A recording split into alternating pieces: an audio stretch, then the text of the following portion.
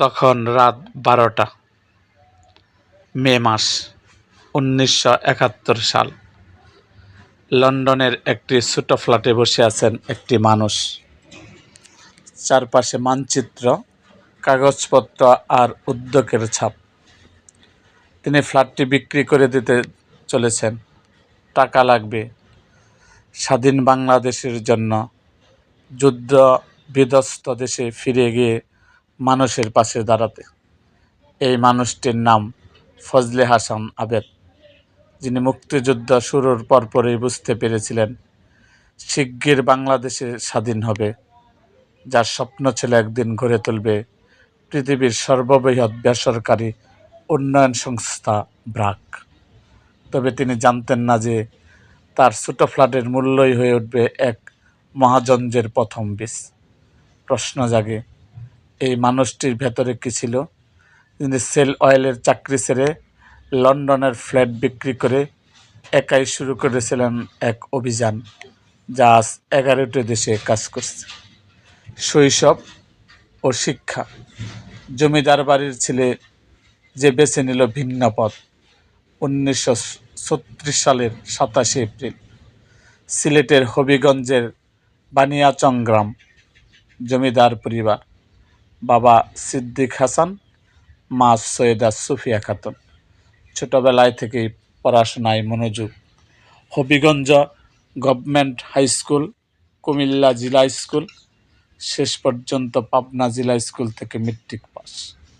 1952 সালে ঢাকা কলেজ থেকে HSC pass. 1954 সালে তারপর ঢাকা বিশ্ববিদ্যালয়ে পদার্থবিদ্যায় অনার্সে পড়তে, কিন্তু সম্পূর্ণ করলেন না। চলে গেলেন ইংল্যান্ডে। গ্লাসগো বিশ্ববিদ্যালয়ে লেভাল আর্কিটেকচার নিয়ে পড়তে শুরু করলেন। 2 বছর পর বুঝলেন পূর্ব পাকিস্তানের জাহাজ নির্মাণের কাজ নেই, ফিরে এলে চাকরি পাওয়া কঠিন। তাই তিনি বিষয় বদল করলেন। Institute of charter management accounts ICMA থেকে ডিগ্রি নিলেন 1962 সালে। কী কারণে তিনি ঢাকা বিশ্ববিদ্যালয় ছেড়েছেন? কেন পদার্থ বিজ্ঞান থেকে নোবেল আর্কিটেকচার, সেখান থেকে অ্যাকাউন্টিং? কোনো গোপন কারণ ছিল কি? আজও তা অমীমাংসিত। 1970 সালের ঘূর্ণিঝড় ও স্বাধীনতার যুদ্ধ। 1970 সালে শেল অয়েলে ফাইন্যান্স প্রধান হিসাবে যোগ দিলেন। চট্টগ্রামে পোস্টিং, কিন্তু সে বছরই 12ই নভেম্বর ঘটল প্রলয়কারী ঘূর্ণিঝড়। উপকূলীয় এলাকায় 3 লাখ মানুষ মারা গেলেন। ফজলে হাসান আবেদ বন্ধু ও সহকর্মীদের নিয়ে ছুটে চললেন মনপুরার মতো প্রত্যন্ত দ্বীপে। ত্রাণ বিতরণে নিজের জীবন বাজি রেখেছিলেন। পরে তারা গঠন করলেন হেল্প নামের একটি সংস্থা। 1971 সালে মার্চে মুক্তিযুদ্ধ শুরু হলে তিনি শেল অয়েলের চাকরি ছেড়ে দিলেন, লন্ডন চলে গেলেন। সেখানে হেল্প বাংলাদেশ ও অ্যাকশন বাংলাদেশ প্রতিষ্ঠা করলেন। পশ্চিমা দেশগুলোর রাজনৈতিক সমর্থন আদায়ে প্রচারণা চালালেন। সেসব দিনে তিনি কাদের সঙ্গে গোপনে বৈঠক করতেন, কার কার দরজায় কড়া নেড়েছিলেন, বিস্তারিত তথ্য আজও শ্রেণীবদ্ধ। লন্ডনের ফ্ল্যাট বিক্রির টাকা কিভাবে শুরু হলো ব্র্যাক? 1971 সালের 16ই ডিসেম্বর বাংলাদেশ স্বাধীন হলে ফজলে হাসান আবেদ লন্ডনের ছোট ফ্ল্যাটটি বিক্রি করে দিলেন। সেই টাকা নিয়ে দেশে ফিরলেন। ভারত থেকে ফিরে আসা শরণার্থীদের জন্য ত্রাণ কাজ শুরু করলেন সুনামগঞ্জের সুরলা ও ধীরাই উপজেলায়। তারিখটি 1972 সালের 1 ফেব্রুয়ারি। এটাই ব্র্যাকের প্রতিষ্ঠার আনুষ্ঠানিক তারিখ। নাম ছিল বাংলাদেশ রিহ্যাবিলিটেশন অ্যাসিস্ট্যান্স কমিটি। কেউ তখন বিশ্বাস করত না যে এই ছোট উদ্যোগ একদিন পৃথিবীর সেরা NGO হয়ে উঠবে, কিন্তু আবেদ সাহেবের পরিকল্পনা ছিল সুদূর প্রসারী। ব্র্যাকের অভাবনীয় সাফল্য ও উদ্ভাবন। 1973 সালে ব্র্যাক শুরু করে মাইক্রো ক্রেডিট কার্যক্রম। ক্ষুদ্র ঋণের ধারণা তখনও বাংলাদেশে নতুন। আবেদ সাহেব ছিল অগ্রদূত। শুধু ঋণ নয়, তিনি চালু করলেন গ্র্যাজুয়েশন অ্যাপ্রোচ, চরম দারিদ্র্যের ফাঁদ থেকে মানুষকে বের করার এক মডেল। এই পদ্ধতি আজ 40টির বেশি দেশে কাজ করছে। 2002 সালে আফগানিস্তানে ব্র্যাকের আন্তর্জাতিক যাত্রা শুরু। এখন 11টি দেশে কাজ করে ব্র্যাক। শিক্ষা, স্বাস্থ্য, ক্ষুদ্র ঋণ, আইন সহায়তা, জলবায়ু পরিবর্তন, নানা ক্ষেত্রে ব্র্যাকের অনন্য অবদান। 2008 সালে ব্র্যাক প্রায় কনরাড হিল্টন হিউম্যানিটেরিয়ান পুরস্কার $10 লাখ। 2007 সালে স্বাধীনতা দিবস পুরস্কার।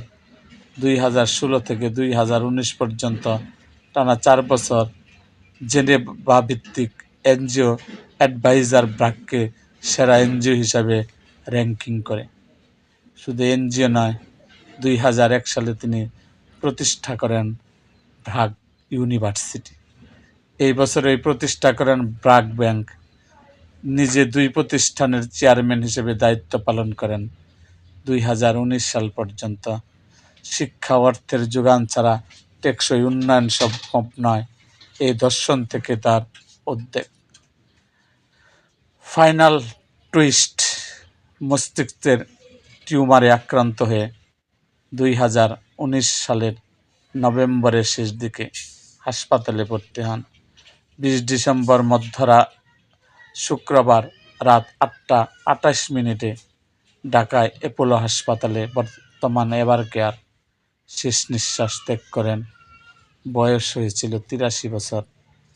তার জীবনের অদ্ভুত এক রহস্য, কেন তিনি নিজের আত্মজীবনে লিখে যাননি, কেন ব্র্যাকের প্রাথমিক দিনগুলোর গোপন ডকুমেন্টগুলো কখনো প্রকাশ করেনি, আর সবচেয়ে বড় প্রশ্ন, লন্ডনে সেই ফ্ল্যাটটি কিনেছিল কে, বিক্রির সঠিক দলিল কোথায়?